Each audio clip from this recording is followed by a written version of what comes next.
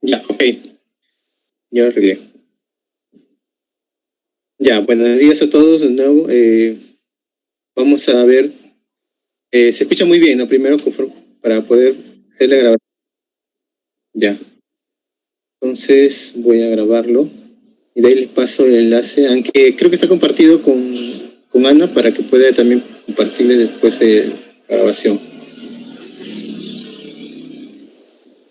Ya, entonces vamos a ver hoy día lo que es la clase pasada que hicimos el domingo, me parece que el sábado, creo, ¿no? Sábado, habíamos hablado de distribuciones muestrales, ¿no? Entonces, los estadísticos, que es la media para una muestra, la varianza muestral, había uno nuevo que es la proporción muestral, diferencia de medias muestrales. Todas ellas se pueden generar una distribución de probabilidad dependiendo de cómo es la población, ¿no? Generalmente era población normales, ¿no? Solamente en la media había un caso especial en el cual la población era muy grande y también en la proporción, ¿no? Que se suponía que la población era un tipo Bernoulli, o sea, todos los elementos de la población tenían solamente dos tipos de decisión, ¿no? Entonces ahora vamos a ver otra forma también de hacer inferencia utilizando ese concepto de distribución muestral. No vamos a andar mucho en esta parte de cómo se generan los intervalos de confianza. Voy a hacerlo un poquito más rápido esa parte. Solamente le voy a explicar y eso va a quedar ya para ustedes también un poco revisar el texto, ¿no? Por ahí pueden revisar de Córdoba, que tiene un poco de eso, otros autores como el Rufino Moya, ¿no? Son conocidos, ¿no? Y también pueden revisar autores como de Mendelhall, si no me equivoco, y el Montgomery también, de probabilidades, que tiene un poco de esa teoría, que no es lo que vamos a utilizar ahorita, por ejemplo, ¿no? Solamente le digo por curiosidad si usted está interesado en saber un poquito más. Entonces, en intervalos de confianza trata de que ahora vamos nosotros a generar un intervalo para poder estimar entre qué valores es posiblemente el valor real del parámetro que estemos estudiando. Por ejemplo, en esta imagen tienen acá una distribución normal estándar. Y esa normal estándar podría ser para una media, como ven ahí, ¿no? Acá es para la media. Están viendo intervalos de confianza para la media. El intervalo de confianza, como es su nombre, es un intervalo que se va a generar, ¿no? ¿A partir de quién? A partir de tomar una muestra aleatoria y conocer esos valores de la muestra aleatoria que estamos nosotros tomando, ¿no? Entonces, a partir de ella van a generar un intervalo. Y en ese intervalo vamos a decir que está nuestros valores posibles del parámetro, en este caso de la media, ¿no? Esto va a ser a partir de la muestra, ¿no? Va a depender mucho de qué parámetros estemos analizando su intervalo de confianza. Todo eso tiene que ver con un cierto grado de confianza que va a ser como la probabilidad que vamos a tomar nosotros para poder determinar ese intervalo. Ya, pero antes de eso hay un pequeño concepto que debemos revisar, que es anterior a lo que es intervalo de confianza, que son los estimadores puntuales. Nosotros, acá este material que está aquí es un poco bien resumido para no estar andando mucho en otros puntos. Y justamente lo que necesitamos, ¿no? Acá decimos una variable aleatoria X, ¿no? A ver. Suponemos que conocemos la distribución de probabilidad y buscamos información sobre un parámetro θ. Este es el parámetro. El parámetro, recuerden que puede ser la media, varianza, proporción, puede ser, bueno, no está acá tipificado la diferencia de medias, eso ya es una diferencia de parámetros, pero también se puede hacer algo con él también. El parámetro θ, que es el desconocido, se va a estimar, en este caso, como dice su nombre, estimación puntual, se va a estimar a partir de una función que va a depender de la muestra y del tamaño de la muestra. Esa función va a ser una función, ¿no?, que va a tomar ese tipo de cantidad de valores, que son los valores de una muestra de tamaño n, y va a generar una estimación puntual. Por eso le dicen puntual, porque solamente está estimado a partir de una muestra, nada. de una muestra y va a botar un solo valor. Se está estimando un solo valor para nuestro parámetro que queramos. Ya, entonces, el teta sombrero no es un número, es una función. Por si acaso hay que entenderlo. Esto es una función. Acá vamos a tener un conjunto de valores de tamaño de la muestra, ¿no? Vamos a ponerlo como x por x por x n veces, dependiendo del tamaño de la muestra, ¿no? Y esto va a darnos un valor real, ¿no? Eso es lo que podemos entender por estimado puntual. Entonces, cada vez que apliquemos o encontremos una muestra de tamaño n, va a generar una estimación puntual de nuestro parámetro. Es lo que hay que tener por estimación puntual. Entonces, la estimación puntual va a depender mucho de la muestra que tomemos. Y también si es que la estimación puntual que vamos a hacer tiene un tamaño muy grande de muestra, también eso va a depender. Por ejemplo, los más conocidos que hemos visto hasta ahora son de la media. Ahí está, él es como el teta sombrero. En este caso es para la media poblacional. Estamos estimando a partir de la muestra de tamaño n, ¿no? Ahí está el tamaño. Estamos estimando con la fórmula de la media muestral, ¿no? La suma de los valores entre la cantidad de elementos de la muestra. También se puede hacer una estimación de otro parámetro. Por ejemplo, acá hay otro estimador conocido que es de la varianza muestral, acá abajo, ¿no? Esos también se pueden tener como un estimador puntual de la varianza. ¿Existe otro estimador de la media? Sí, existe otro. ¿Existe otro estimador de la varianza? También tenemos otro conocido, ¿no? En vez de n-1 se puede colocar n. Entonces tendría otro estimador. Entonces, estas formulitas para estimar el valor del parámetro a partir de los valores de una muestra que escojamos de la población, va a llamarse el estimador puntual.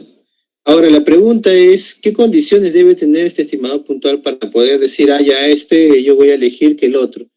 Lo que sucede es que a veces, para un mismo estimador de un parámetro puede existir varias funciones o varias estimaciones puntuales, o estimadores puntuales me refiero.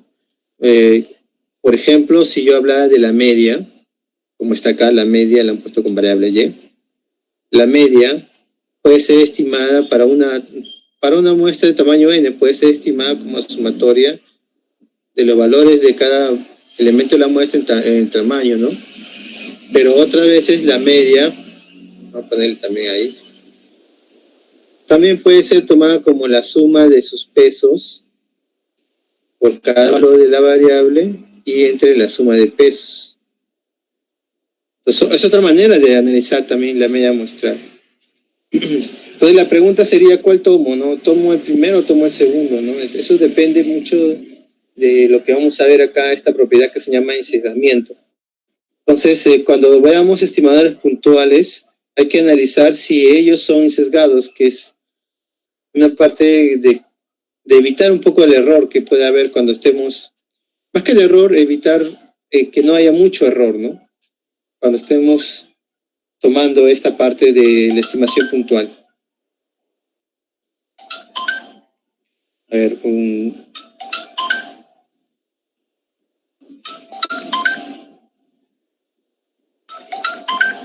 un minutito, creo que es una emergencia.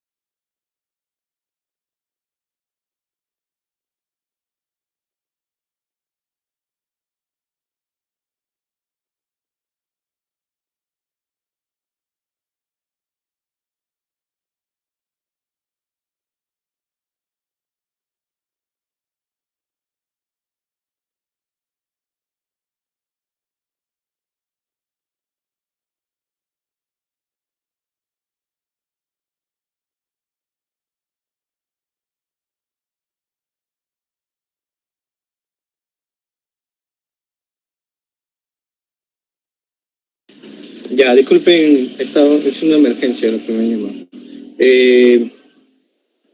Ya, vamos a seguir porque el tiempo no va a ganar.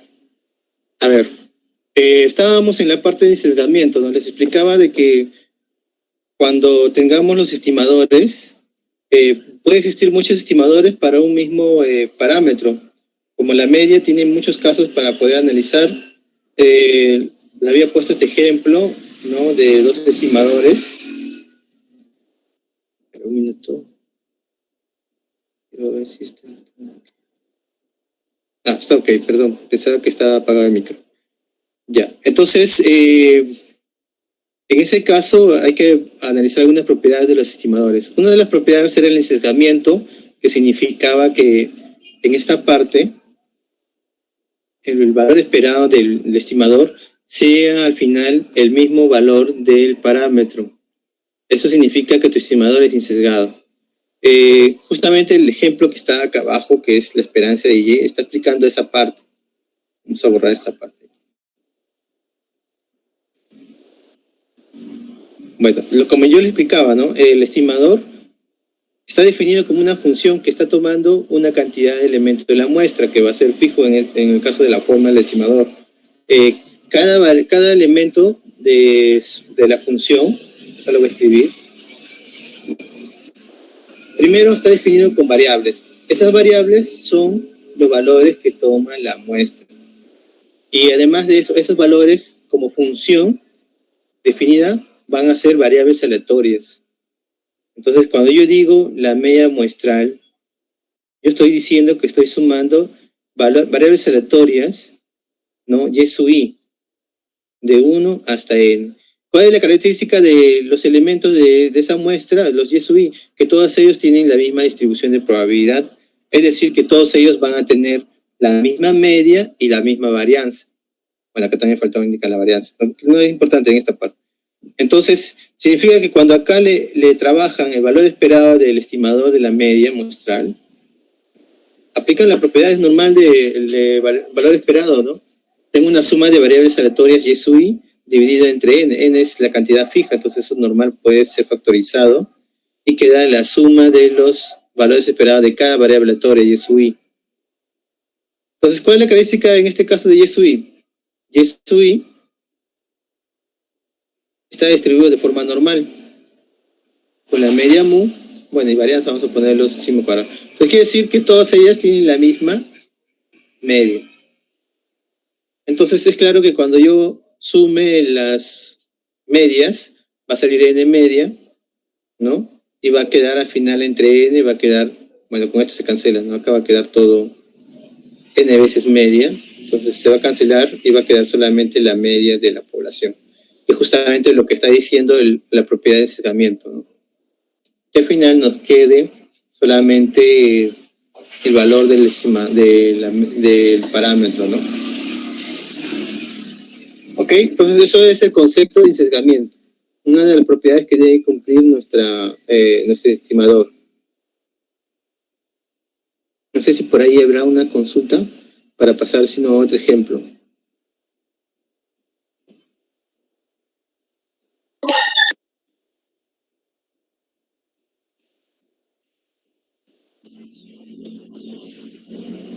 Claro, eso se entiende, ¿no? La desviación entre el valor del parámetro y la estimación que se hace, ¿no? Con el estimado puntual. Como el error empieza con el...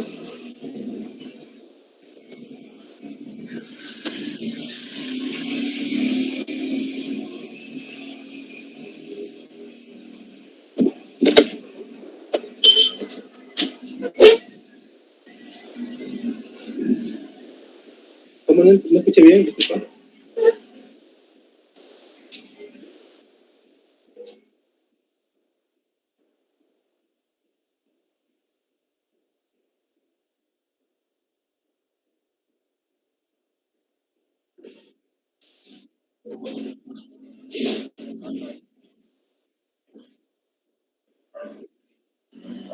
Ah, ya, bueno, no he trabajado mucho esta parte, pero ese ya es otro parámetro, porque ahí trabajan con otro tipo de análisis.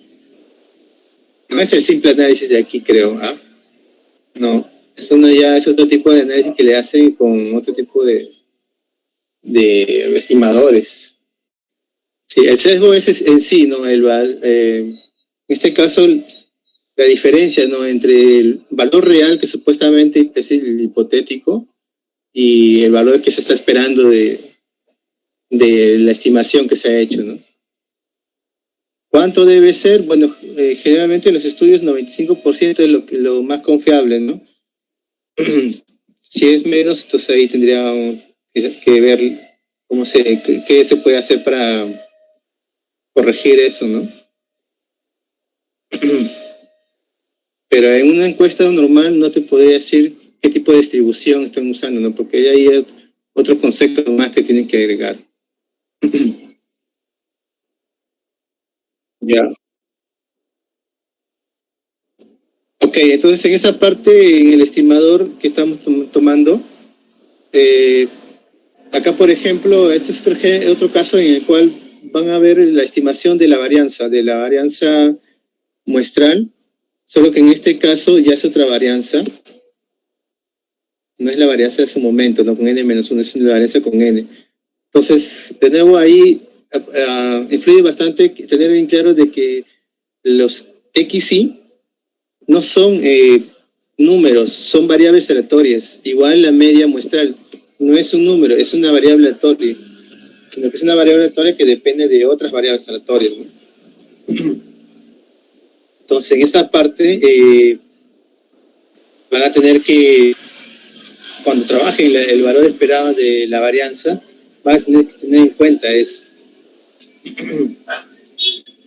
Ya, entonces el desarrollo es, ahí el desarrollo es tratar de desarrollar bien esa parte, ¿no? La parte de la suma de la diferencia al cuadrado, ¿no? A ver, vamos a tenerlo aquí. Como le dije, no vamos a tener que pasar un poco rápido el desarrollo porque no va a alcanzar tiempo para todo. La sumatoria de los XY, acá está desarrollada ya la varianza, el cuadrado de la diferencia de la media con la variable. Entonces, eso sí, creo que seguramente muchos de ustedes ya han hecho la demostración. Eso queda al final de esta forma, ¿no? Queda como una suma de los valores de XY al cuadrado menos n veces la media muestral al cuadrado. Entonces, aplicamos el valor esperado, porque al final nosotros queremos mostrar si este estimador es insesgado. Entonces, le aplicamos de esa forma. Entonces, la media muestral es una variable aleatoria. Y acá queda un valor esperado de otra suma de variables aleatorias al cuadrado. El problema es que no tenemos la manera de cómo encontrar directamente esto, ¿no? ¿Cuál será el valor esperado de la suma de diferencia al cuadrado? Entonces tenemos que valernos de otro concepto, de otras propiedades. Primero, como es una sumatoria de varias variables aleatorias, normal eso puede salir. O sea, esto puede quedar como sumatoria del valor esperado de las variables x y al cuadrado.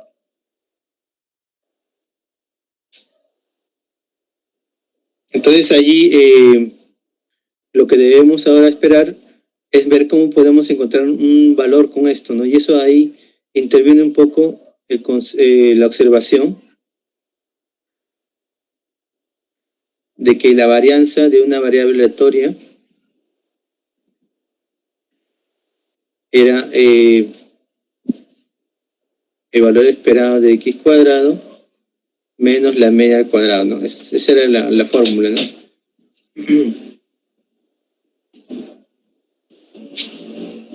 Ya, entonces, más o menos eso es lo que se está utilizando ahí, ¿no?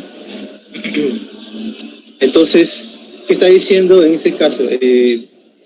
Pero acá vamos a ponerle valor esperado de x, ¿no? Valor pretendido. Ya. Entonces, de ahí uno lo puede despejar y tiene que el valor esperado de x cuadrado es la varianza de x más el valor esperado al cuadrado de la variable x, ¿no? Entonces, eso es lo que han utilizado.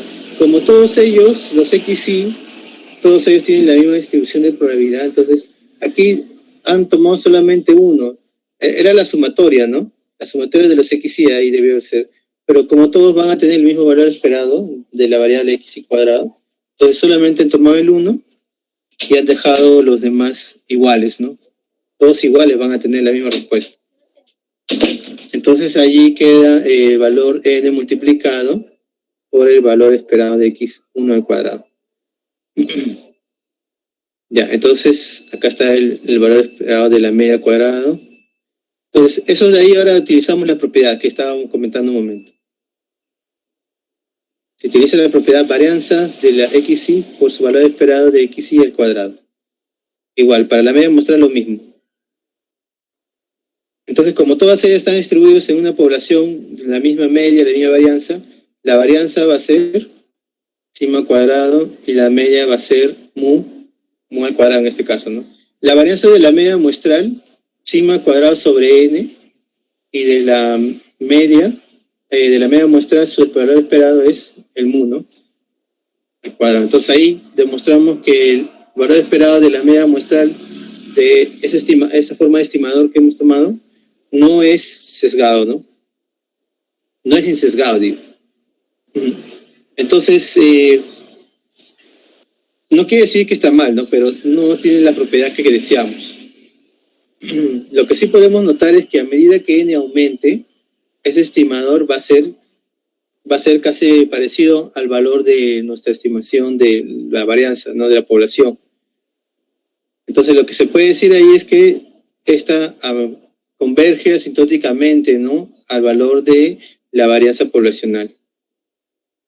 Entonces, a medida que aumente el tamaño de la muestra, se puede decir que sí es un estimador casi sesgado, ¿no?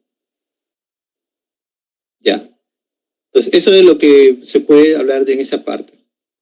Entonces, el análisis es de igual forma, ¿no? Para otro estimador. No es, de nuevo repito, los XY no son números, son variables aleatorias, igual que la media muestral en este caso. Ya, entonces luego de esto, acá hay un pequeño ejemplo que, bueno, yo les dejo que lo revisen. Esto ya también ha venido en varias prácticas, ¿no? Y exámenes. Es lo mismo, ¿no? Analizar si este estimador que está aquí es sesgado, ¿no? No les va a complicar mucho si ustedes ahí tienen claro de lo que le he comentado de las variables aleatorias, ¿no? Las variables aleatorias son los y sub i, entonces eso tenemos que aplicar ahí la condición que nos dan, ¿no? Es la normal. Está distribuida de forma normal con tal media y con tal varianza, ¿no? Ya, entonces, acá está la solución, está explicado, ¿no? Es cuestión de revisar un poco cómo hacer el desarrollo, y luego dejo a ustedes que lo revisen. Ya. Entonces, hay otro concepto más que es la eficiencia, que se puede analizar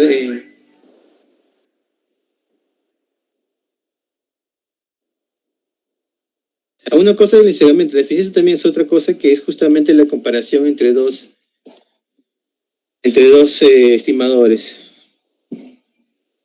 Supongamos que yo tenga θ1 y θ2,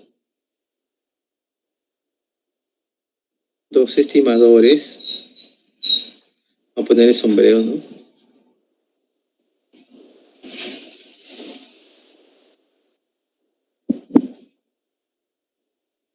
Dos estimadores puntuales de θ, ¿no? Entonces, decimos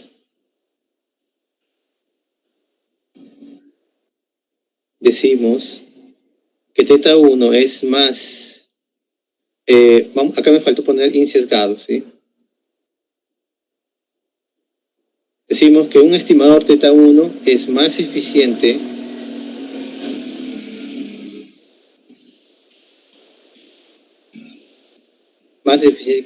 que θ2 si la varianza de θ1 es menor que la varianza de θ2. Entonces, en este caso, para decir que un estimador es más eficiente que otro, habría que analizar las varianzas. ¿Sí? Las varianzas de cada estimador puntual. Lo cual no es tan sencillo si dependiendo de la fórmula de tu estimador, ¿no? Entonces, cuando trabajan con la media para una muestra de tamaño pequeño nada más, entonces ahí sí se puede manejar un poco, pero cuando ya es relativamente con cuadrados, o sea, las variables están operadas con exponentes y ahí es un poco más complejo. solamente para describirles nada más un ejemplo. Supongamos que la media para una muestra de tamaño 4, una parte está definido por los x y, ¿no?, de 1 a 4, y otra puede estar definido como 4 veces x1 menos x2 más x3 entre 4, ¿no? Entonces, esa estimación x1, vamos a ponerle el primero, y x2, ¿qué podemos decir, no?, de sus valores esperados? Bueno, para el primero es la media muestral, acá es entre 4. Entonces, ¿qué sería la varianza para el segundo, no? Entonces ahí tendríamos que analizar la varianza de x1, que no es nada más que la varianza poblacional. Bueno, acá estoy asumiendo que está en una población normal, vamos a poner, ¿no? Población normal con media mu y varianza sigma cuadrado. Ya queda 4, ¿no? Esa es propiedad de la media muestral. Entonces, habría que analizar ahora la varianza del segundo estimador. Bueno, la varianza del segundo estimador, ¿cuál sería? Bueno, si yo calculo la varianza del segundo estimador, utilizando la propiedad de la varianza, que también es válido aplicarlo aquí, el primero es por 4, ¿no? Y está dividido todo entre 4, entonces 1 sobre 16, primero, arriba sería 16, varianza de x1, que es sigma cuadrado, más varianza de x2, que también es sigma cuadrado, y varianza de x3, que también es sigma cuadrado. Pues ahí me va a quedar 18 sobre 16, sigma cuadrado. Entonces, ¿quién es menor? De hecho, que él está para para el primer estimador, ¿no? Como la media muestral. Entonces ahí demostramos que el primero es más eficiente que el segundo.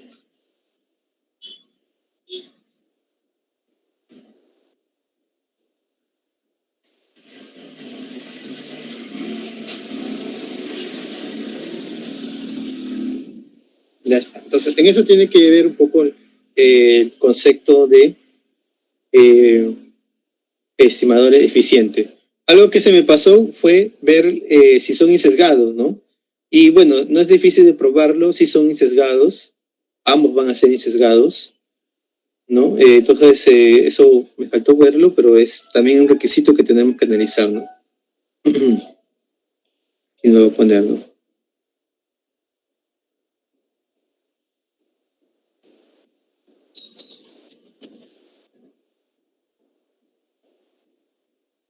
Entonces, antes de comenzar la prueba debimos hacer eso, ¿no? Pero ya se me pasó. Entonces, comienzan viendo primeramente que son insesgados y luego ya analizan las varianzas. Si uno no es insesgado, ya no podemos hablar de eficiencia, no podemos comparar los dos. Listo, entonces eso queda, y hasta ahí es más o menos lo que quería tratar de estimados puntuales. Y ahora nos vamos a la estimación por intervalos de confianza, que es el objetivo principal.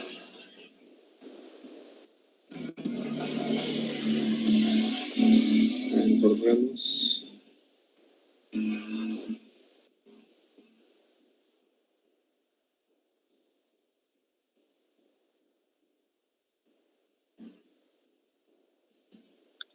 Profesor. Sí. Disculpe, ¿cuál es más preferible? ¿La estimación por intervalos de confianza o puntual?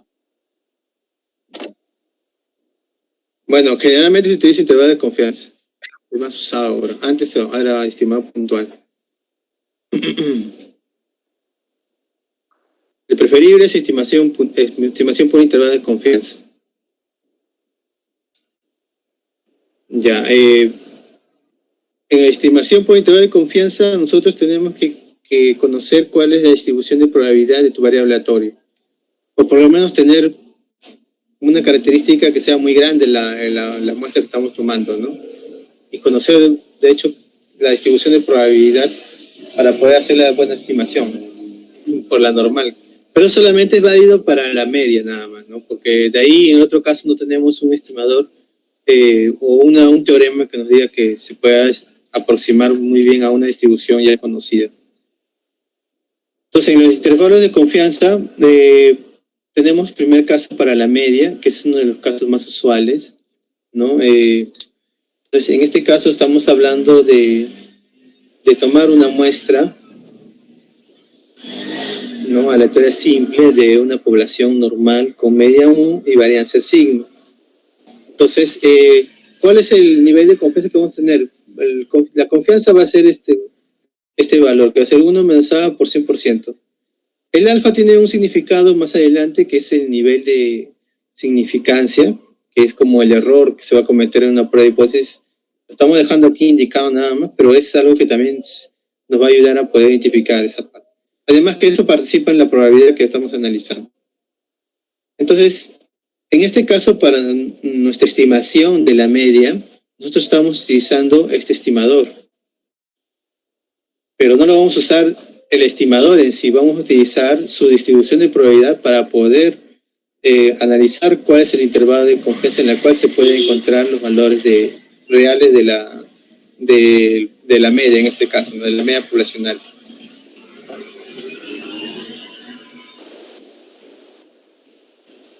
Entonces, todo esto se basa porque nos está diciendo que las muestras, o sea, la población, es normal con media mu y varianza sigma cuadrado. Entonces, como es con varianza, como es población normal, quiere decir que todas las variables X y se distribuyen como una normal. Entonces, encontrar el intervalo de confianza es con un nivel de confianza 1 menos alfa por ciento, significa hacer esto, o sea, para nuestra estimación del mu, acá va a venir un límite inferior y acá un límite superior. Entonces, eso va a ser calculado con un nivel de confianza, que es la probabilidad que está ahí, 1 menos alfa. Bueno, le podemos poner por ciento, no hay problema. Entonces, lo que se está haciendo aquí es, utilizando la distribución de probabilidad de la población, encontrar ese intervalo o esos límites, ¿no? Y también conociendo la distribución de probabilidad del estimador que estamos utilizando, ¿no? Porque al final acá es el estimador que está participando. Al final eso es lo que queremos hallar, ¿no? Con el estimador conseguimos ese intervalo, ¿no?, porque conocemos su distribución de probabilidad. Ya, entonces, esa es un poco de la teoría que viene detrás del intervalo de confianza, ¿no? O sea, el intervalo de confianza, con ese nivel de confianza, ha sido hallado por la distribución de probabilidad del estimador. Es por eso que acá abajo, en el intervalo de confianza que aparece, encontramos participando la media muestral, ¿no?, y los demás elementos, que vienen justamente de la distribución probabilidad de nuestra distribución del estimador puntual, del estimador de la media muestral.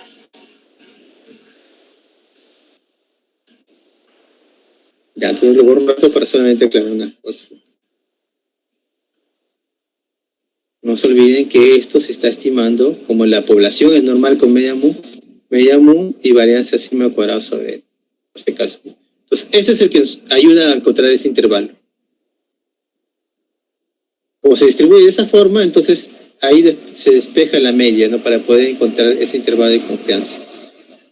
Entonces, el intervalo de confianza que nosotros vamos a manejar más característico va a ser con un intervalo de confianza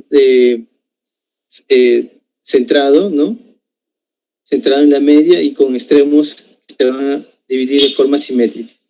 Pues en este caso, así va a ser más o menos el intervalo de confianza. Media menos sigma sobre raíz de n, z de 1 menos alfa media. Eso es justamente lo que queremos llegar. Un poquito, no lo alcanzaba el espacio ahí.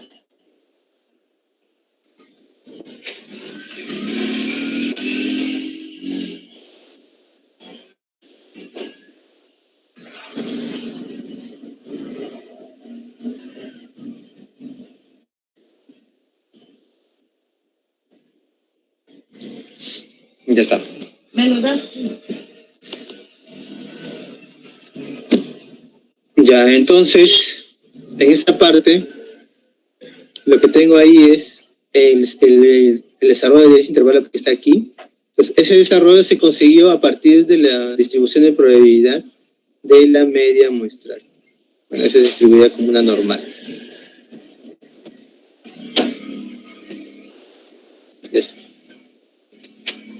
Entonces, ese intervalo de confianza, ¿de qué depende? Depende de la muestra aleatoria que estemos eligiendo, ¿no? De los valores, depende de la varianza. En este caso estamos viendo el caso varianza poblacional conocida, el tamaño de la muestra, y el nivel de confianza que es alfa, para poder encontrar estos. ¿Qué son 1 menos alfa medio z? Son los valores que vamos a tener en la distribución de probabilidad. Lo que sucede es que nuestro intervalo de confianza ha sido encontrado de tal manera que en los extremos se ha repartido esa probabilidad alfa medio, y en el centro queda 1 menos alfa de probabilidad.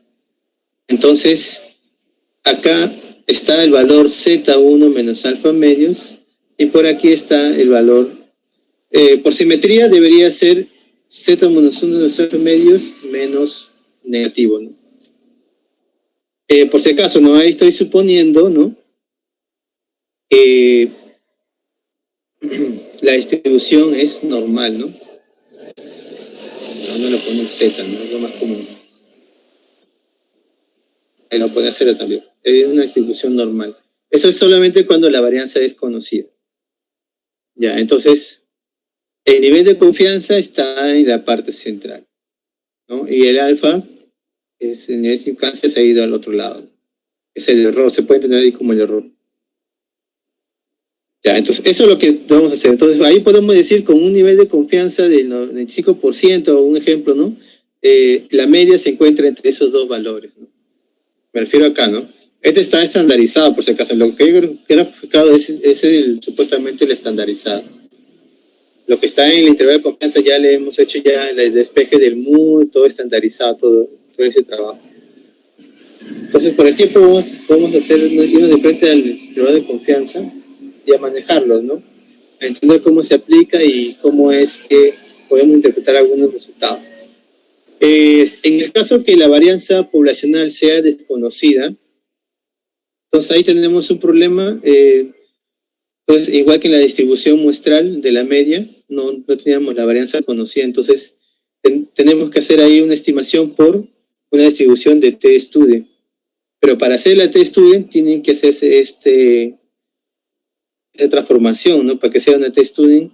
Y recuerden que ahí los grados de libertad va a ser 1 menos, ¿no? Que también es la muestra, 1 menos que también es la muestra. Entonces el intervalo de confianza va a quedar casi parecido como si estuviera conociendo la varianza poblacional.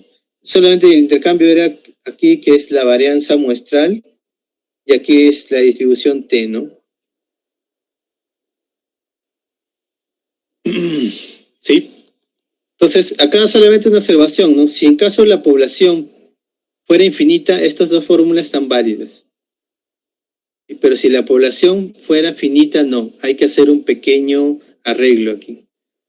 Más que nada en las estimaciones de las desviaciones estándar. De acá lo voy a pasar. Entonces, esta es la fórmula que hay que aprenderse, ¿no? Ahora hay que de nuevo manejar un formulario para estas distribuciones. Tenemos el intervalo de confianza para la media con varianza conocida, intervalo de confianza para la media con varianza desconocida. Y este caso es con población infinita. Se está suponiendo que la población es infinita. Como muchos problemas no indican a veces qué tipo de población en la que está trabajando, se supone que son poblaciones finitas. O en todo caso, vamos a tener que ver si es muy grande la población también comparado con la muestra. A ver, acá en el ejemplo dice, tengo 36 cerrillos de una marca. Creo que este ejemplo vamos a pasarlo. A ver, mejor este ejemplo. No es necesario, ya vamos a hacerlo acá, pero pensé que era otra forma. No importa. Una muestra aleatoria de 36 cigarrillos, dice una marca determinada, tiene un contenido promedio de 3 miligramos. Ya está, esa es la varianza muestral, 3 miligramos. Suponga que el contenido de nicotina de estos cigarrillos sigue una distribución normal con desviación estándar de 1 miligramo. ¿Ya? Está suponiendo que es normal, muy bien, y que su varianza o su desviación estándar es 1, ¿no? Obtenga e interprete un intervalo de confianza del 95% para el verdadero contenido promedio de nicotina. Pues está hablando de encontrar un intervalo de confianza, ¿no? Para la media. Bueno, ¿la media de quién? Del contenido del promedio o del contenido de nicotina, digo, ¿no? Ya, bueno, tenemos todos los datos, tenemos también la muestra, 36, tenemos la desviación estándar muestral, también tenemos la varianza o desviación estándar poblacional, pues sí se puede encontrar. Y también tenemos el nivel de confianza que vamos a utilizar para nuestra varianza. Luego en la parte B, el fabricante garantiza que el contenido promedio de nicotina es de 2.9. ¿Qué puede decirse de acuerdo con el intervalo hallado? Entonces, esa es la interpretación que vamos a hacer con el intervalo, ¿no? 2.9 dice, ¿no? Entonces vamos a pasar al siguiente. Borremos eso. Bueno, de forma directa, sabemos la varianza de la población, que vale 1 miligramo, ¿no? Sabemos cuál es la media, era 3, ¿no? Sabemos el nivel de confianza. 1 menos alfa es 0.95. Ese porcentaje. Entonces ahí ustedes podrían haber completado todo, ¿no? El tamaño de la muestra, ¿cuánto es? 36. ¿Y cuál es el z de 1 menos alfa medios? Sería z con probabilidad 0.975. Eso viene a ser 1.96. Entonces, ¿qué se ha procedido después? Reemplazar en la fórmula. Y esa fórmula va a generar un intervalo, ¿no? 3 menos 1.96. Ese es el z de 1 menos alfa medios. Desviación estándar poblacional entre raíz cuadrada de 36. 3 más 1.96 por 1 entre raíz cuadrada de 36.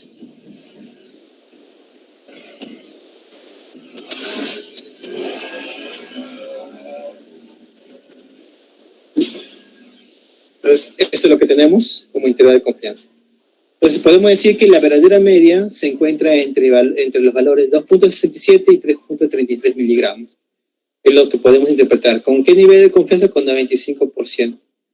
Luego, en la otra parte nos decía, ¿qué se puede decir? 2.9 miligramos. Según lo que veo, sí es posible, ¿no?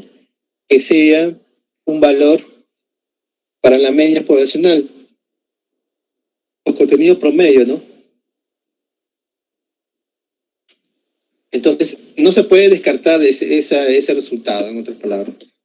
Como estamos infiriendo los posibles valores de la media, entonces tenemos que dejar ahí la posibilidad de que sea ese valor. Y no lo podemos descartar. Si en caso hubiera salido un valor que no está dentro del intervalo, ahí podríamos decir que no es posible, ¿no? Pero con este nivel de confianza del 95%, ¿no? No es posible encontrar, no es posible afirmar, ¿no? Que la media sea, ¿no? Tal valor que no se encuentra en el intervalo de confianza, ¿no? Entonces, eso es lo que vamos a hacer con el intervalo de confianza. En este caso, la varianza poblacional se conocía. Pero también podemos tener el caso en el cual la varianza poblacional es desconocida, ¿no? Ahí vamos a utilizar la t-student, como vieron. En el caso anterior, tampoco decía mucho de la población, ¿no? Entonces, si en caso no nos especifica mucho, entonces hay que asumir que la población es infinita. Igual, si en caso, como en este ejemplo también, no especifica nada de cuánto es la población, también se asume que es infinita. Entonces acá nos está trabajando, ¿no? Dice una muestra de 15 tiempos para 15 operarios, ¿no? Familiarizarse con una máquina moderna, dice. Estos son los tiempos en los cuales se ha demorado, en minutos. Dice, se supone que se distribuye normalmente, un dato importante también. Se supone que todo lo que hemos trabajado hasta ahora son normal, ¿sí? Si en caso fuera la muestra, muy grande, entonces ahí sí podríamos hacer una estimación. ¿no? Pero tiene que ser grande, ¿no? Mayor que 30. Entonces acá en la parte A dice determina el intervalo de confianza 95% para el verdadero tiempo promedio. Mientras en la parte B considera el tiempo requerido por la población de trabajadores que recibe instrucción sobre esta máquina es de 5 minutos. ¿Qué se puede decir de acuerdo al intervalo? Allá nos está preguntando si se puede considerar, ¿no?, como el tiempo promedio para toda la población de trabajadores de 5 minutos. Entonces ahí vamos a ver. Ya, bueno, esto de aquí, sacar la media, es el paso que sigue, la desviación estándar muestral, ¿no?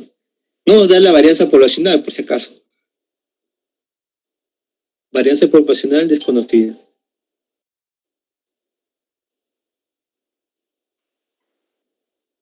Entonces, en ese caso solamente se analiza el tamaño de la muestra, que es 15, la media, que salió 3.8, la desviación estándar muestral, y luego ya procedemos a ver el intervalo de confianza. Ya, porque nos faltaba el nivel de confianza, ¿no? El nivel de confianza es 1 menos alfa, 0.95. Entonces, alfa es 0.05. Y se procede a encontrar nuevamente el z de 1 menos alfa medio. Error, no es z, ¿no? Estamos en la textura, voy a borrar todo. Ya, entonces hay un error mío, ¿no? Entonces estamos en varianza desconocida, ¿no? Ya, pues entonces tenemos que utilizar la distribución t-student. Tienen que ustedes manejar ahí la tabla para poder encontrar cuál es el valor, ¿no?, de la t-student. Ahorita vamos a completarlo. Un ratito, déjenme copiar esto.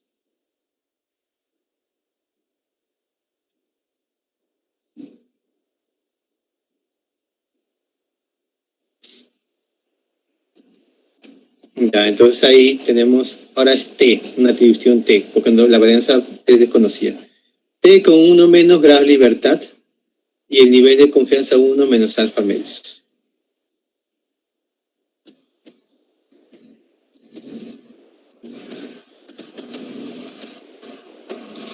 Pues habría que buscar en la t-student si encontramos ese valor, ¿no? 0.975, ¿no?, con 14 grados de libertad. Y eso sí es correcto lo que está ahí, ¿no? 2.145. Es correcto.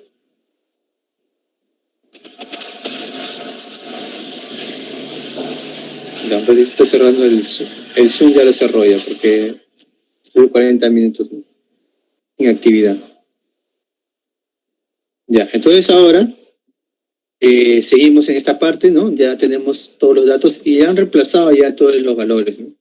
Aquí. Entonces ya tenemos quién es el intervalo de confianza de los tiempos promedios, ¿no? Para dice una persona o un trabajador con una nueva máquina.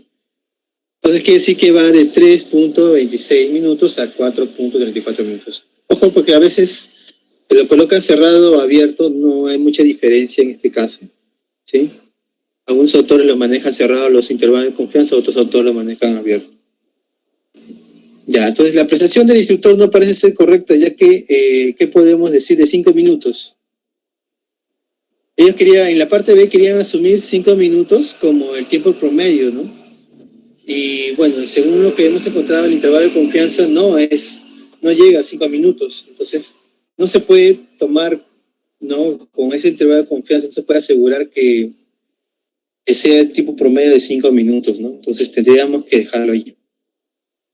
Ahora, hay una opción de hacer un análisis por intervalos de confianza unilateral, que eso después les voy a mostrar para que ustedes lo revisen. No lo voy a hacer acá, pero el caso más común es trabajar con intervalos de confianza con dos extremos, ¿no? Unilaterales no mucho. Sí se trabaja, pero no, en esta parte no lo estamos trabajando. Ya, lo borro. Entonces, no se olviden de la t-student, ¿no? La varianza poblacional aquí es desconocida, por eso utilizo la t-student. En el caso de que ahora tuviéramos poblaciones relativamente pequeñas, ahí tenemos que hacer una corrección ahí en ambas fórmulas. En ambas fórmulas tiene que intervenir un factor de corrección. Acá, si las poblaciones fueran finitas, tendría que aparecer este factor de corrección. ¿Sí? Ahí tendría que aparecer en las desviaciones estándar. Ese factor de corrección va a ser el que va a intervenir en el caso de que tuviéramos poblaciones finitas. Y eso también lo voy a mostrar después.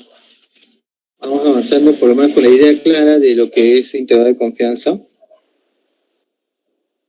Y luego el intervalo de confianza para una proporción es también se debe a lo que habíamos dicho en distribuciones muestrales, ¿no? Como la distribución muestral de la proporción se distribuye de manera normal cuando tiene muestras grandes, pues eso es utilizado aquí también para estimar un intervalo de confianza, siempre y cuando la población sea relativamente grande, ¿no? Ya lo pide también, ¿no? La población de la muestra aleatoria estamos tomando una población de Bernoulli con parámetros de proporción P. Entonces nosotros ahora vamos a inferir acerca de un intervalo de confianza para la proporción. En ese caso, acá tenemos, ¿no? El intervalo de confianza que es parecido a la media, la proporción. Esto viene a ser como la desviación estándar de la proporción y el valor de Z1 más alfa medios.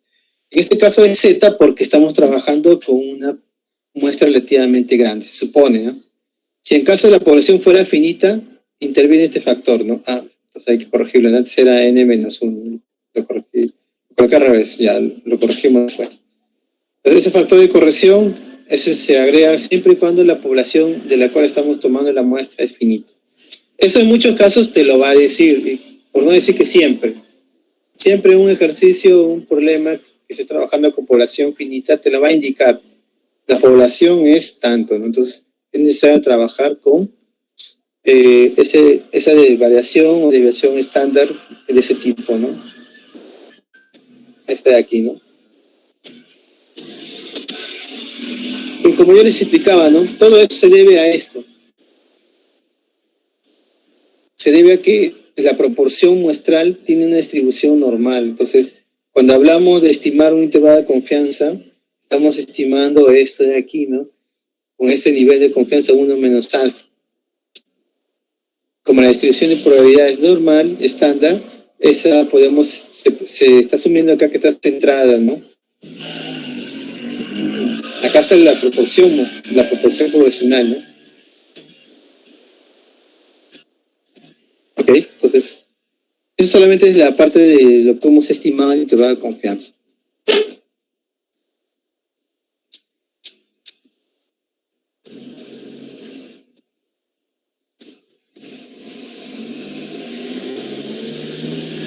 Ya, entonces la proporción es como analizar, como hace un momento comentaban de los votos, ¿no? La elección por un candidato A o un candidato B, o la elección por un producto A o B, pero solamente es dos, nada más, no hay más elecciones. Solamente intervienen dos. Bueno, acá está claro un ejemplo. Para poder controlar la fabricación de un producto se toman 85 muestras, dice, de un determinado componente, y se concluyen que 10 de ellos con clasificaciones calcularon un intervalo de confianza del 95% para la proporción de defectuosos. Bueno, en la muestra tenemos un dato, ¿no? La muestra de tamaño 85. Se concluye que 10 de ellos no cumplen las especificaciones. O sea, acá la proporción muestral es 10 de 85.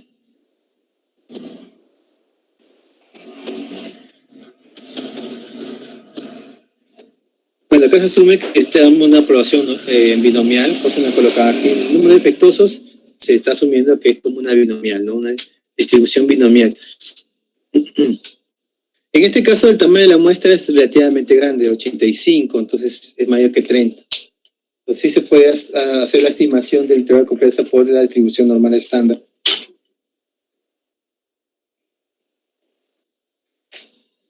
Acá una observación es que en caso que no se dijera el nivel de confianza, ustedes asumen que es 95%, por si acaso. Entonces ahí aparecen estos valores, ¿no? El Z de 0.975, que ya sabemos que es 1.96. Ya, ese es uno de los valores bien utilizados, por si acaso.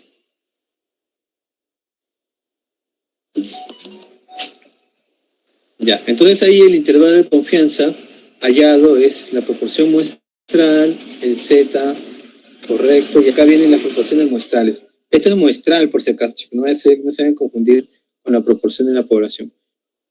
Entonces ahí conseguimos ese intervalo de confianza, y si nos damos cuenta, ¿no? Ahí 0.05, 0.186, ¿no? Máximo llega al 19%, se podría decir, ¿no? O sea, la proporción de defectuoso máximo llega al 19%. Ok. A ver, entonces, hacemos, esto ya es un ejemplo.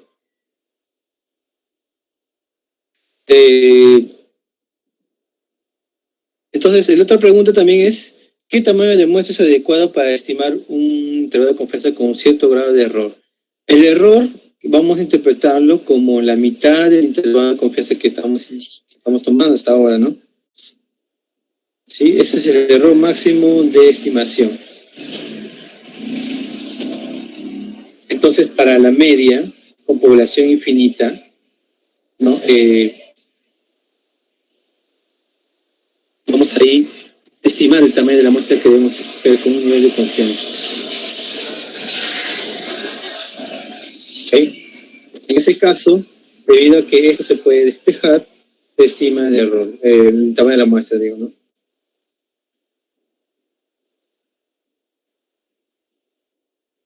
Ojo que acá se está tomando con ese intervalo de confianza en dos extremos, ¿no? No son unilaterales.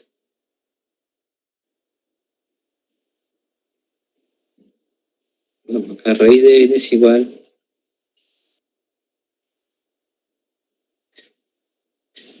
Y ahí hacemos el cuadrado, ¿no?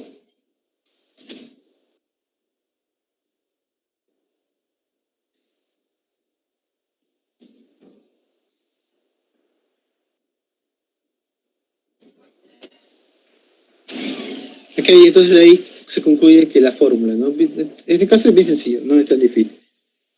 Entonces ese es el tamaño de la muestra que podemos elegir, ¿no? Con el error que estamos hablando.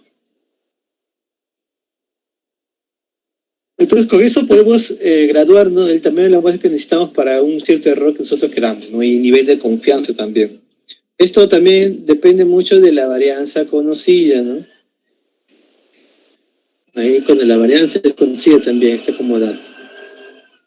Entonces acá la estimación dice de un departamento de personal, es estimar el número de horas de capacitación el año pasado para la supervisión de una división de la compañía con un margen de error inferior a 3 horas. O sea, el error es de 3 horas, dice. Y la confianza del 90%, ¿no?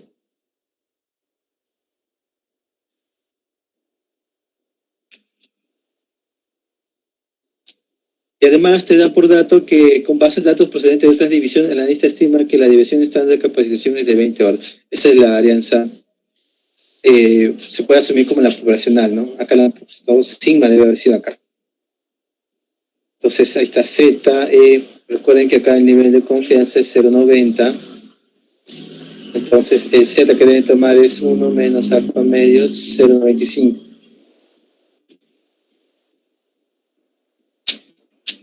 Ok, entonces acá sería 1.90, no, 0.95, ¿no?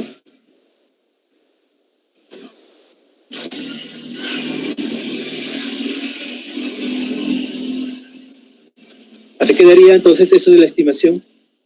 Reemplazamos ahí en la fórmula, ahí está, al 20 y el error, ¿no? Y conseguimos el tamaño de muestra apropiado que debemos elegir en ese caso. Para ese nivel de confianza y ese error que está diciendo, ¿no? Que debe tener. Ya, entonces, toda esta parte de aquí, como ven, es más que nada hacer interpretación y tener bien claro el caso que estamos analizando, ¿no? Para poder tomar la fórmula adecuada. Esto sería en el caso cuando la población sea finita. Entonces ahí el tamaño de la muestra también se puede estimar con el error máximo, ¿no?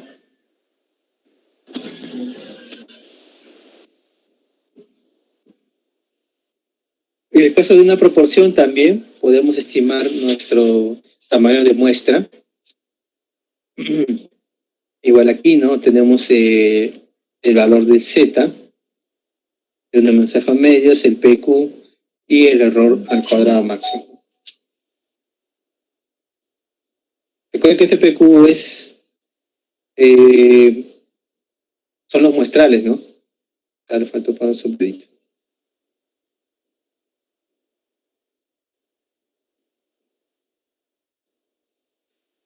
Bueno, para controlar la fabricación de un producto que toma 85 muestras de un determinado componente, se concluye que 10 de ellos no cumplen las especificaciones. Ya, de 85, 10 han salido que no cumplen. ¿Cuál debe ser el tamaño de la muestra si se quiere que el error cometido al estimar la proporción sea menor que 0.05 con una probabilidad de 0.95? Entonces ahí el error es 0.05. La probabilidad o nivel de confianza 0.95. Bueno, es lo que necesitamos. ¿Qué más necesitamos? La proporción, ¿no? La proporción muestral es 10 de 85. Y ahí estimamos el tamaño de la muestra.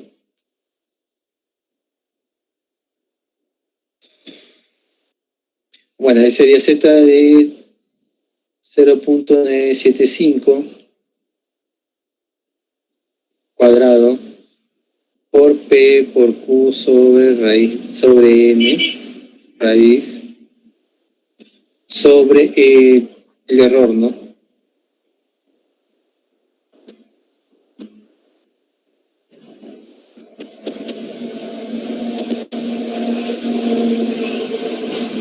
Luego ahí vienen las estimaciones, ¿no? 1.96, saca la raíz 10,85, por ahí 75 sobre 85, sobre el tamaño de la muestra que es 85 al cuadrado, por si acaso, cuadrado y 0.05. Listo. Pues ahí, perdón, el N no va, disculpe, no es lapsus. El N no va. Ok, entonces ahí estimamos cuál es la fórmula del valor del tamaño de la muestra.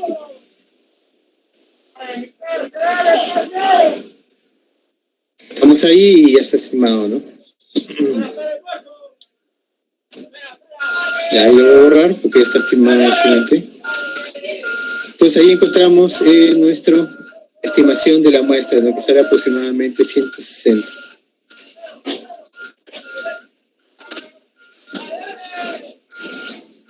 Ya, entonces eso es lo que teníamos de intervalos de confianza. Ahí hemos visto solamente media y la proporción, pero también hay para varios casos diferentes, ¿no? Por ejemplo, hasta para la diferencia de medias, ¿no? Diferencia de medias, y muestras pequeñas y muestras grandes. Cuando son muestras pequeñas, se refiere que n sea menor que 30, ¿no? El tamaño de las muestras acumuladas sea menor que 30. Y acá se genera el intervalo de confianza, ¿no? Para la diferencia de medias. Eso es cuando tienen, ¿no? Muestras pequeñas, pues hay que seguir con la t-student y la varianza poblacional desconocidas. Por acá abajo está para muestras grandes, que prácticamente es como una distribución normal. Que tenemos para otros casos de la varianza que se utiliza en la distribución chi cuadrado, cociente de varianza su intervalo. Estos son los intervalos de confianza por si acaso, ¿no? Igual aquí, ¿no? Acá está el intervalo de confianza. Y la diferencia de proporciones también existe, su intervalo de confianza.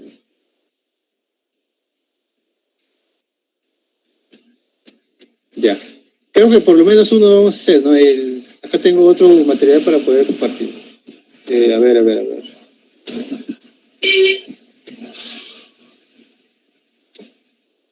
Disculpe, profesor, la determinación del tamaño de la muestra también va a tener la puerta PC. Sí va a venir. Pero no estoy diciendo que no, que va a venir fijo, ¿no? No, eso no estoy diciendo. Estoy incluido en lo que pienso poner, sí.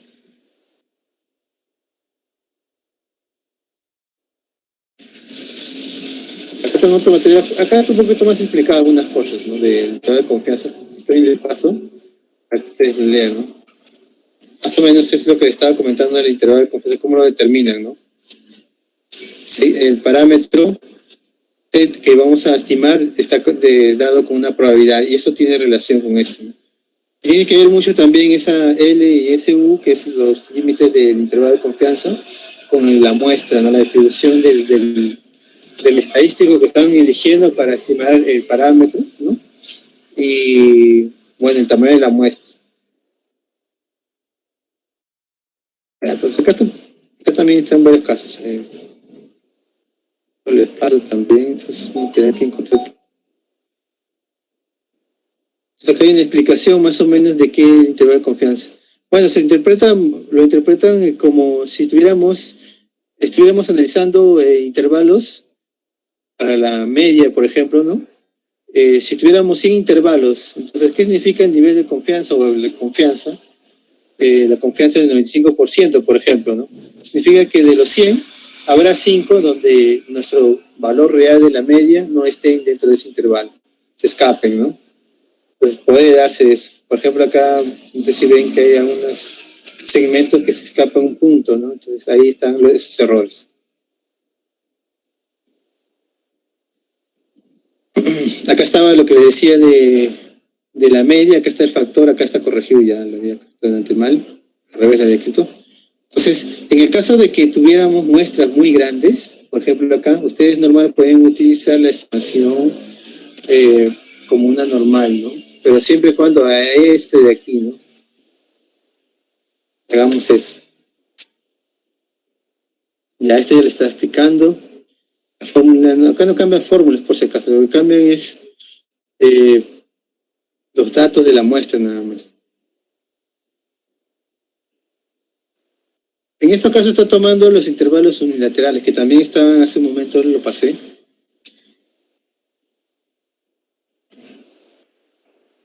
Unilaterales son esos ahí.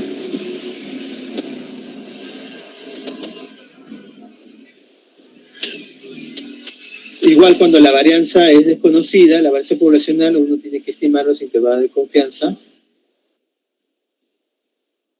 ¿no? En este caso con la T-Student le dije, ¿no?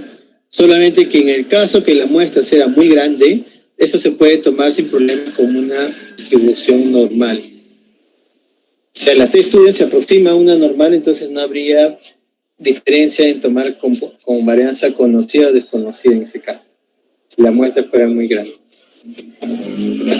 Casos de intervalo de confianza unilaterales.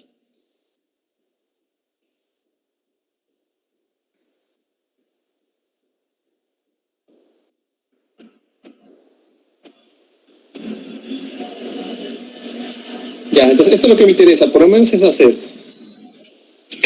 Uno de los más utilizados es también la diferencia de medias. O sea, comparar dos medias por su diferencia, en otras palabras. En este caso, las muestras aleatorias van a ser de dos poblaciones normales.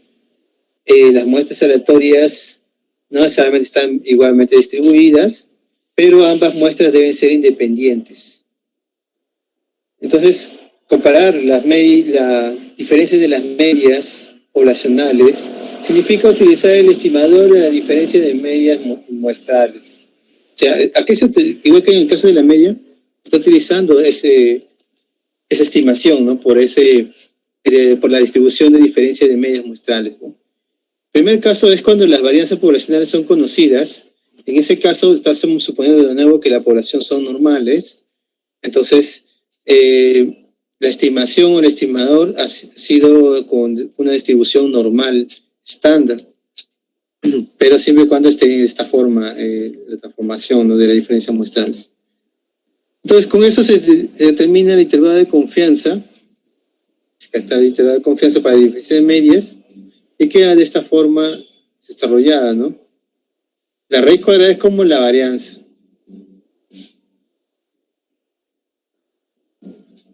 ¿Ok? Y todo lo demás sigue igual que si fuera una media. Solo que en este caso hay que tener en cuenta cuando las varianzas poblacionales son desconocidas. Me voy a pasar. En este caso es más simple. Cuando ya tienen varianzas poblacionales desconocidas hay que tener cuidado. En varianzas poblacionales desconocidas, para estimar la diferencia de medias, hay que suponer dos casos adicionales. Un primer caso, que las varianzas poblacionales desconocidas, pero pueden ser iguales, o son iguales. Y otro caso es con varianzas poblacionales desconocidas, pero diferentes.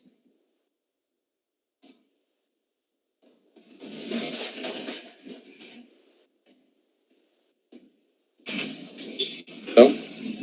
¿No? Ya, entonces cuando son iguales, en ese caso, tenemos que la varianza SP se utiliza en la fórmula. Eso también vimos en las distribuciones muestrales, ¿no? Diferencia de medias. SCP va a ser esta aproximación de la varianza. Recuerden que las varianzas que van a tomar son las muestrales con N1 menos 1, ¿no? O sea, 1 menos el tamaño de la muestra, ¿no? Para la división. Esta parte de aquí. 1 menos, ¿no? En ambas muestras. Esta distribución ahora se va a hacer con la t-student. ¿Con cuántos grados de libertad? Los grados de libertad iban a ser la suma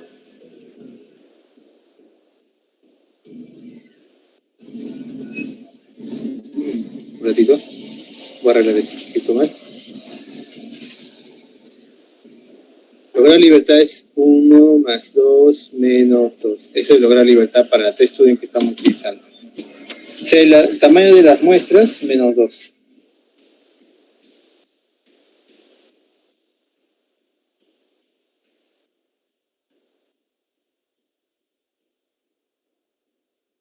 Ya, entonces el intervalo de confianza queda de esta manera.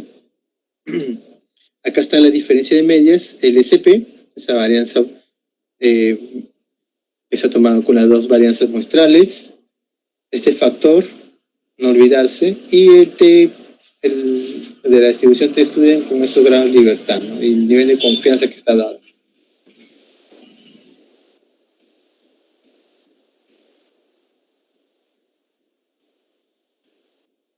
Por ejemplo, aquí está hablando de el análisis sobre el estudio de préstamos realizados de 2 entidades financieras a sus clientes. Se toma, dice, muestras de 6 préstamos de la primera, observando que su media muestra ha salido tanto, y una diversión típica tanto también, ¿no? Mientras que en la otra muestra el actor independiente de tamaño 9, también están viendo la media tanto.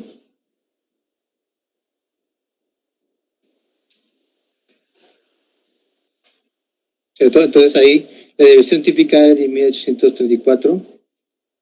Entonces, admitiendo distribuciones, poblaciones normales, entonces, con la misma varianza, ahí te lo dice, ¿no? Te lo está diciendo, la misma varianza. Entonces ya te salves de analizar qué caso puede ser. Con nivel de confianza 95%. Ojo que, de nuevo, repito, si en caso en tu problema no dicen el nivel de confianza, se asume del 95%. ¿Sí? Eso también es válido. Se puede asumir 95%.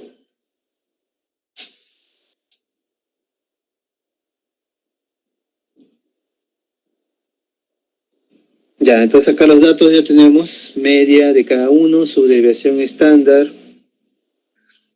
tamaño de las muestras. Entonces sí podemos hacer nuestra estimación de intervalo de confianza.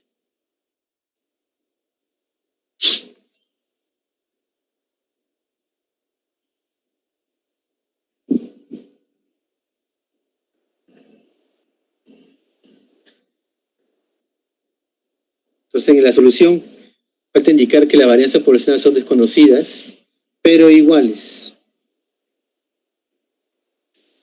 Entonces allí, al aplicar, tenemos que tener en cuenta cuánto son las muestras, ahí abajo ya lo tienen. El intervalo de confianza es este de aquí, ¿no? Este es un extremo, y este es otro extremo.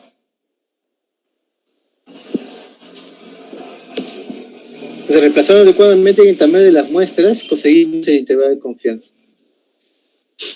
El problema es a veces el valor de la t-student.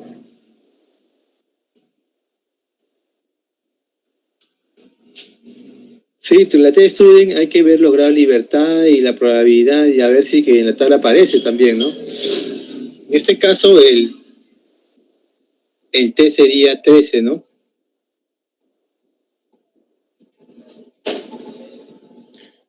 Está bien, 1 más 6 más 8, creo que 14.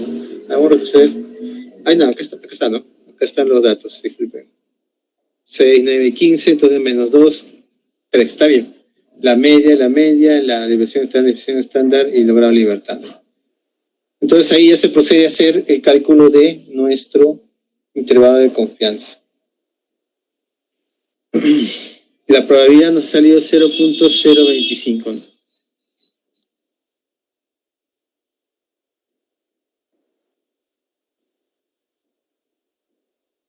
Reemplazando los valores, conseguimos el intervalo de confianza. Entonces ahí podemos interpretar un valor importante que es el 0. Y recuerden que estamos haciendo el intervalo de confianza con diferencias de medias de 2 muestras de poblaciones. Ok, entonces, ¿qué valor está dentro de ese intervalo? Es el 0. ¿Cierto? Entonces, eso me da a pensar que puede darse de que, ¿no? Que las varianzas de la diferencia de medias sean iguales.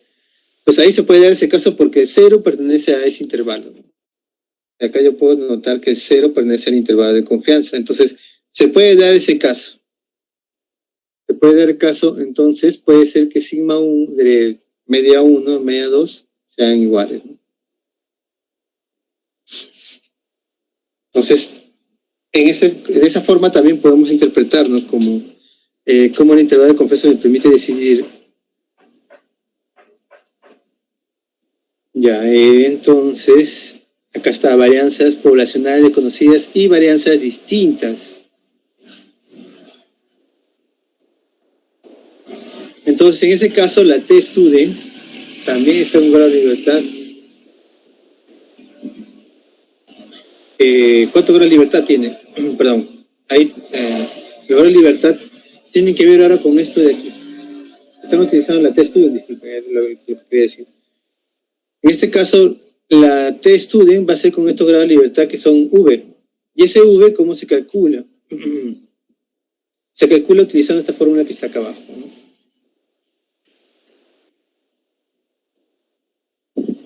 Entonces ahí más bien indicarles de que los grados de libertad van a ser hallados, ¿no? Redondeando ese valor V al entero más cercano.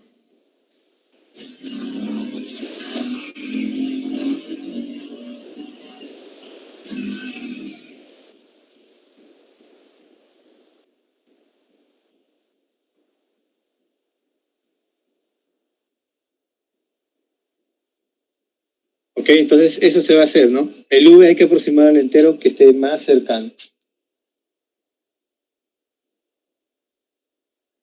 Por ejemplo, si el V hubiera salido 7.67, entonces ¿quién sería el entero más cercano? Sería 8. Entonces tomamos U igual a 8. 8 grados de libertad para comenzar. Después lo demás es análogo, ¿no? Al caso anterior.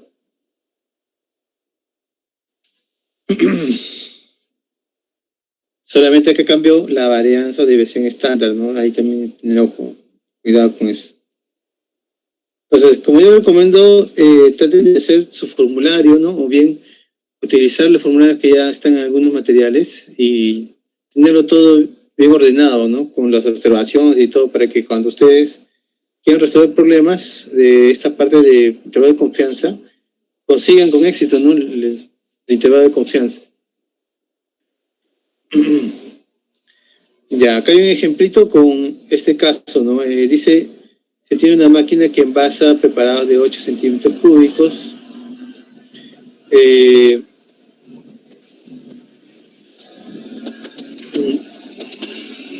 Luego nos dice que se ha tomado una muestra aleatoria, una de las máquinas, ¿no? La máquina, perdón, 4 frascos con esos contenidos se encontraron. Entonces se hace un reajuste de la máquina, se vuelve a tomar otra muestra de 5 frascos ahora.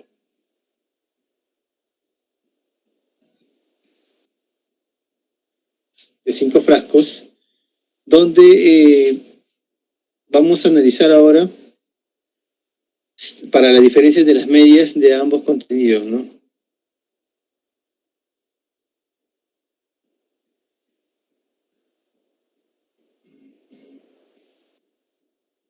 Ya, listo, ya está, ya lo vi, ahí está. El nivel de confianza es el que está acá abajo. Un poquito de calor acá. Bueno, acá algo que también no estaba seguramente aclarado, que todas las poblaciones en la diferencia de medias tienen que ser normales, ¿sí?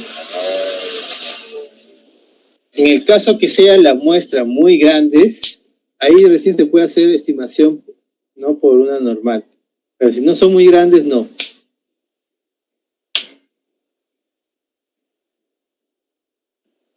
Ya, ok. Entonces, teniendo los datos bien claros, acá se va a construir un intervalo de confianza para la diferencia de las medias.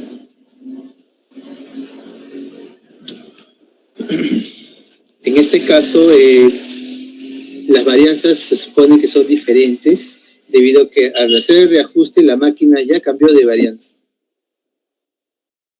A ver, acá abajo está también indicado, ¿no? Un ratito voy a subrayarlo nada más.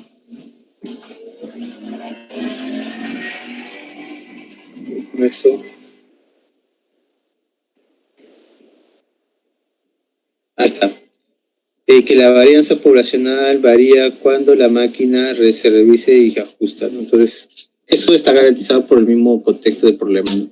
El nivel de confianza es 98%, ¿no? Entonces ahí tenemos que hacer nada más que la diferencia de medias poblacionales con varianzas desconocidas pero diferentes.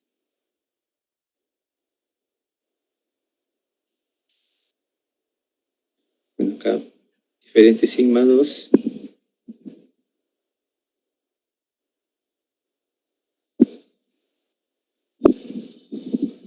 Desconocidos. Disculpen. Luego el intervalo de confianza es hallado, pero antes tenemos que proceder a encontrar los grados de libertad, ¿no? Hasta la media muestral, la varianza muestral, la probabilidad.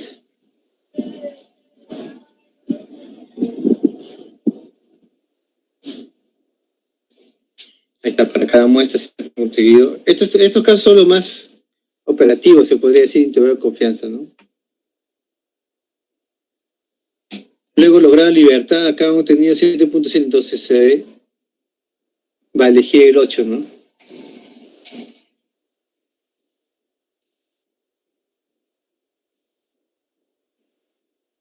¿Ok?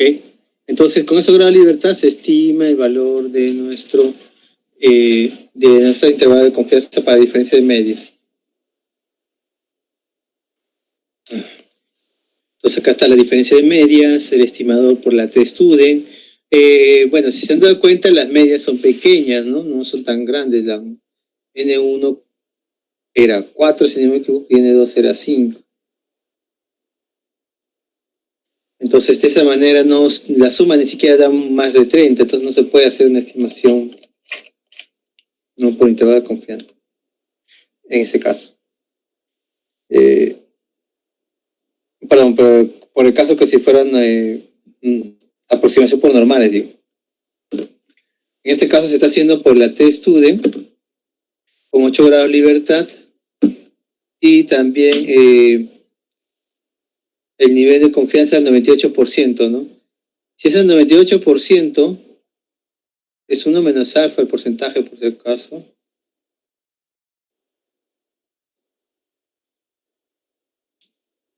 Ok, entonces con eso, acá más bien, acá hay un error, ¿no? 0.02. Ya hizo media mi vista. Ya estoy viendo mal, ¿eh? Ya, entonces de esa manera tenemos cuál es el intervalo de confianza, ¿no? Con ese nivel que esté de 8 grados de libertad, coma, un nivel de confianza 1 menos alfa medios. Ahí sería T de 8 con 0.99. Entonces ahí hay que comprobar, ¿no? Hay que ir en la tabla y buscar eso. En esas probabilidades sí aparecen, ¿no? 0.99, 0.95, sí están apareciendo en la tabla. Entonces, ¿qué ha salido al final? Que el intervalo de confianza también toma un valor cero, ¿no? Está dentro cero de los valores. Pues puede darse caso de que las medias coincidan de valor, ¿no?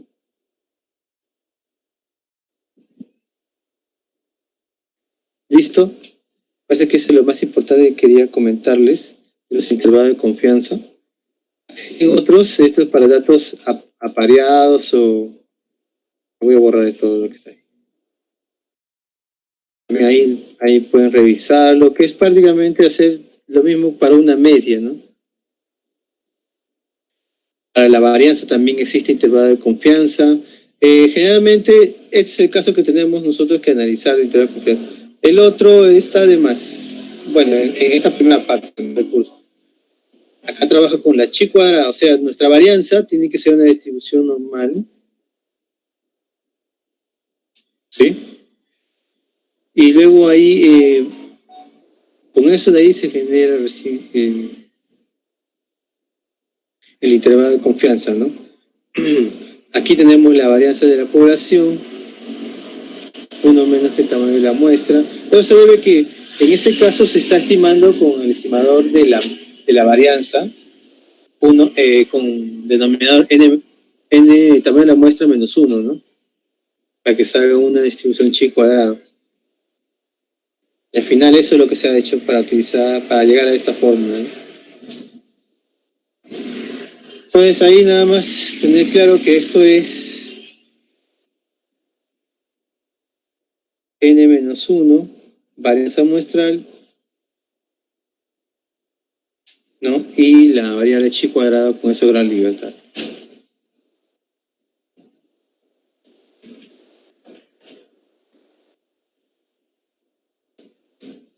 ¿Listo? Entonces acá puedo pasarlo. Que solamente voy a comentar, porque el tiempo ya no me da para... Esto no. Acá está la estimación.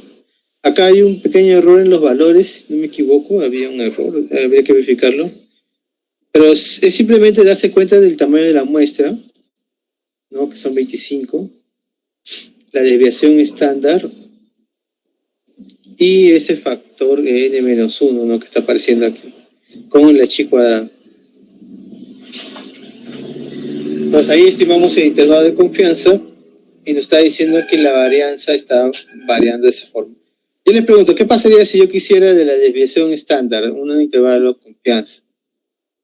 ¿Qué harían ustedes? Ustedes conocen solamente la varianza de la desviación estándar, ¿qué le harían allí?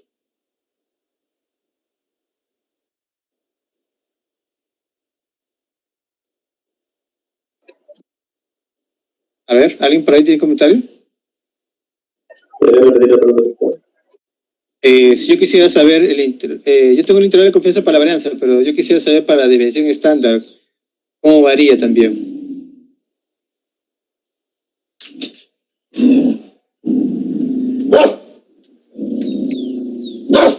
¿Sería la raíz de esos valores? Claro, eso. Porque lo que tenemos acá es para la variación. Un ratito vamos a escribirlo muy bien. Acá tengo un valor A y un valor B. Entonces, si yo quisiera para la desviación estándar, podríamos usar ese intervalo de confianza y tomar la raíz cuadrada, ¿no? ¿Sí? Entonces también se puede analizar eso. No sé, algo que también se puede utilizar para poder estimar algo, una estimación de la desviación estándar. No va a ser, en este caso, como es la raíz cuadrada, ya no va a salir centrado, ¿no? Aunque acá no es centrado, perdón. Estoy cogiendo con la media. Este no es centrado. Ya, listo. Luego está el cociente o la comparación de dos varianzas por cociente. Eso también utiliza dos muestras aleatorias de una distribución normal, y otra muestra independiente de la otra, ¿no? También con una población normal. Y en el caso que quisiéramos encontrar un intervalo de confianza para ellas, para el cociente de la varianza, entonces ahí se utiliza la distribución F y se utiliza por este cociente, ¿no? Porque eso tiene una distribución de probabilidad F.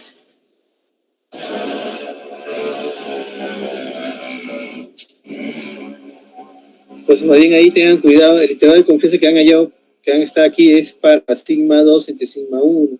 Por eso ha ido primero la varianza 2 y varianza 1. Y acá están los coeficientes. Acá está otro, grado de libertad. El problema siempre es el grado de libertad, que a veces se confunden. Unos con alfa medios y otros con 1 menos alfa medios. Los grados de libertad siguen siendo lo mismo.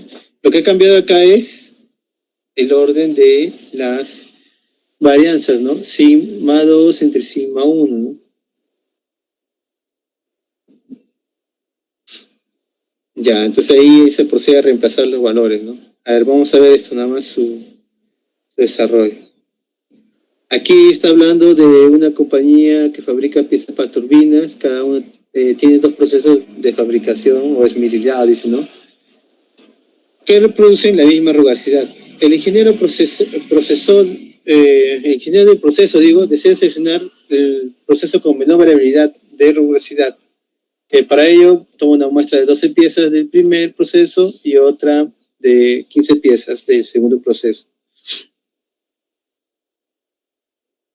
Entonces dice, puede elegir el primer proceso con una confianza del 95% de menor variabilidad en la rugosidad. Vamos a ver, ¿no? Son 12 y 15.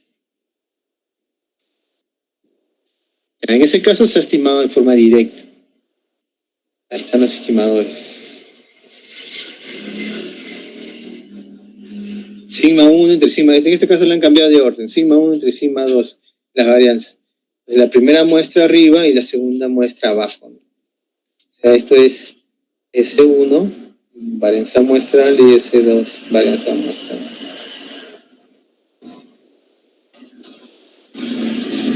Entonces, en ese caso, sale nuestro sigma, ¿no? Pues la varianza está entre 0.42 y 3.23. Entonces, la pregunta era si se puede considerar que la primera es menos variable que la segunda, ¿no? Bueno, desgraciadamente acá ha salido muchos valores. En el cual la unidad pertenece a ese intervalo. Entonces, ¿qué significa eso? Que no puedo concluir que necesariamente la primera es menor que la otra, tiene menor variabilidad que la segunda, ¿no? Porque se puede dar el caso que el cociente de la varianza también valga 1.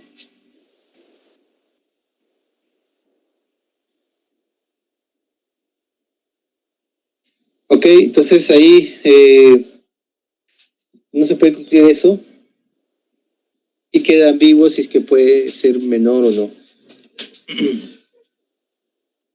Tendría que aparecer un intervalo mayor con cotas mayores que 1. Ya, listo. Acá otro ejemplo también para el cociente de las varianzas, lo mismo. Una observación acá es esta propiedad, no vayan a olvidarse. En la distribución F, si yo tengo una probabilidad con grado de libertad 1 y 2, entonces yo lo puedo invertir y acá decir su complemento con grado de libertad R2, R1.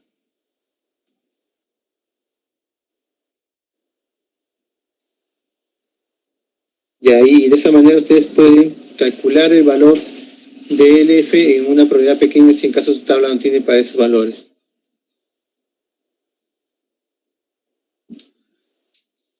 Listo, chicos, creo que hasta ahí vamos a quedar.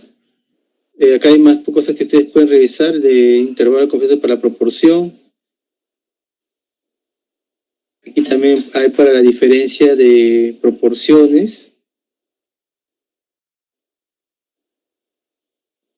Bueno, eso ya son adicionales. Eso seguramente van a hacer el semestre que viene. Profesor, esa última parte entonces no va a venir el domingo. Lo que estoy diciendo de comparación de proporciones, no. De medias más que nada. Y si viene de las medias, de una media y una proporción y de la varianza. Ese no. Ese no.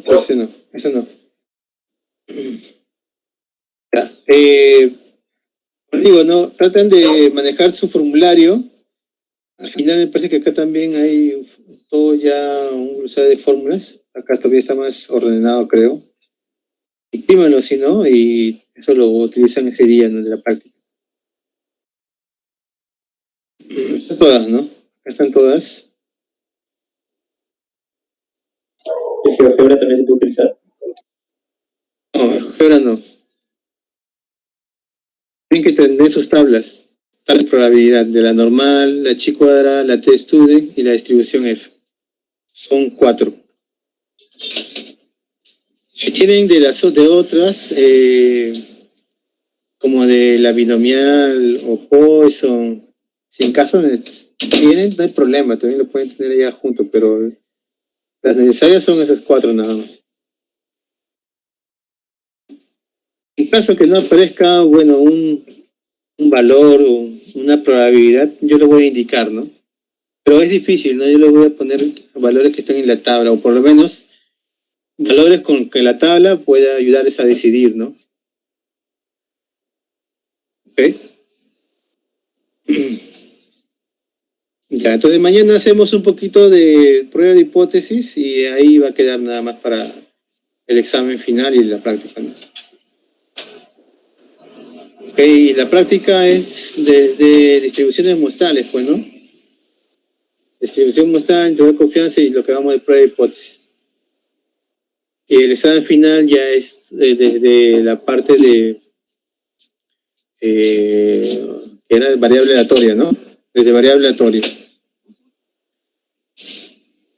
Variables aleatorias, las distribuciones importantes y esto último que estamos haciendo. Ya, entonces el parcial hemos quedado el jueves a las 8 de la mañana, ¿no? La próxima semana. ¿Qué más quería comunicarles? Más bien, antes que se retiren, yo voy a compartirle a Ana un enlace para que escriban su asistencia de hoy día. O en todo caso ahorita, pero me parece que no puedo compartirlo por el Meet.